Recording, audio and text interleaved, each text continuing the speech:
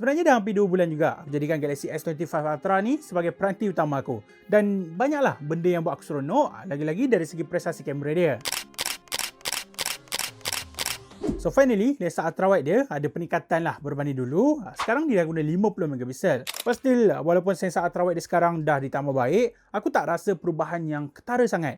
Bagi aku, tak kisah sama ada kita snap guna 50 megapiksel atau 12 megapiksel secara default, lensa ultrawide dekat S25 Ultra ni, dia memang mampu je tawarkan kualiti yang terbaik. Aku personally sukalah dengan FOV yang dia deliver tu. Mungkin tahap keluasan dia tak terlalu wide macam kebanyakan flagship lain. But then apa yang bagusnya, lensa ultrawide dia ni tak ada isu distortion yang melampau tau. Cuma itulah, bila kita bandingkan dengan sensor utama 200 megapiksel, kadang dia ada color shifting sikit. Dan benda ni buat aku tertanya juga. Sepanjang guna kamera utama dekat S25 Ultra, aku perasan dia punya color profile sekarang memang lain tau. Dia lebih kepada warna yang relax dan dia dah tak over vibrant macam model-model terdahulu. Mungkin disebabkan Samsung dia nak cuba something different. Dia nak warna yang lebih dekat dengan apa yang mata kita nampak. Which is, kalau tanya aku, okey je, aku tak ada isu dengan mana-mana color profile. Yang bagusnya bila dia natural ni, kita ada kelebihan lah untuk post edit kalau kita nakkan kelainan. And dalam banyak-banyak, hasil portrait mode dari smartphone ni pun antara punca utama kenapa aku nak kekal guna Samsung S25 Ultra. Korang boleh tengok sendiri betapa superbnya potongan edges dia kan. Kamera dia macam